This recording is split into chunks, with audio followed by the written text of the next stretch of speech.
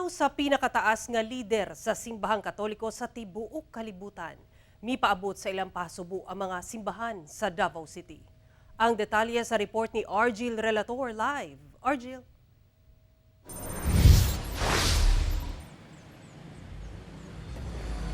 Sara usa ka misa ang gipahigayon sa San Pedro Cathedral agig pahinungod sa pagpanaw ni Pope Francis. Usa sab kadabawenyo ang ipaambit siyang kasinatian sa iyahang pagka-personal nga nakakita siya mismo kay Pope Francis ikun man nagunitan niya ang Santo Papa sa iyang pag-adto dito sa Vatican mismo niadtong tuig 2022.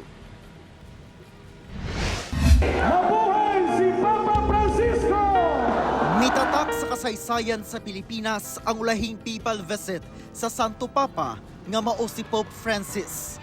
January 15 hangtod 19 niadtong 2015 dihang mibisita si Pope Francis nga ginatawag sab nga si Lolo Kiko sa mga Pilipino alang sa iyang pastoral o state visit sa nasod. Gawas sa Manila, gibisita sab ni Pope Francis ang Tacloban ug Palo sa Leyte nga grabeng naapektuhan dihang naigo sa bagyong Yolanda. Milyon-milyong Pilipino ang mitambong sa mga aktibidad sa Santo Papa sa Pilipinas. 76 years old na si Pope Francis dihang nahimong pinuno sa Holy See. Tuod man, dili na ikatingala ang hagit sa iyang panglawas. Sanglit niya adtong anaa pa siya sa early 20s. Natanggalan na siya og parte sa iyang baga dihang nagkasakit og severe pneumonia. Gawas na sinating double pneumonia ning bag-ulang. Nakasinati sab siya kaniadto og sciatic pain sa tuhod ug batiis.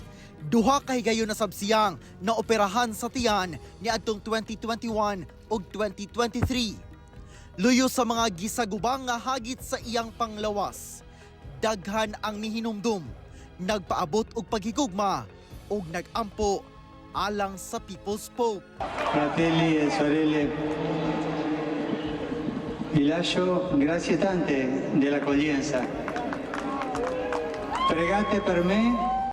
Once in a lifetime experience kung ihulagway sa dabawenyong si Perry Paul Lamanilao ang oportunidad nga mahimong public audience ni Pope Francis sa St. Peter's Square sa Vatican niadtong tuig 2022. Usa siya sa partisipante sa Faith Communications in the Digital World, ang programa gihanyag sa Dicastery of Communication ubo sa liderato sa Santo Papa. So the fact that we were there and waiting for the Pope to see it's once in a lifetime. Dili lang po naka-audience, dili lang po nakita, kundi nagunitan po nato yun si Pope Francis, no? So nagunitan nato yung kamot and it was for me once in a lifetime experience, something that will be cherished forever, no? Sa personal sa asa ako kinabuhi. Ang pagtuo niyang katulang ang higayong makita niya sa personal ang Santo Papa. Nasundan pa dihang nahatagan siya og laing oportunidad nga makabalik pagkasunod nga tuig. Sad in the sense na daghan gyud siyang nabuhat, daghan gyud siya kinabuhat, no? Para sa kaayuhan sa kalibutan. I'm very happy and I'm very blessed na na-meet na ko siya, naka-impact siya sa kuang kinabuhi ug hopefully no mapadayon na itong tanan ang mga dreams, paglaom niya, mga prayers niya o mga maayon nga buhat.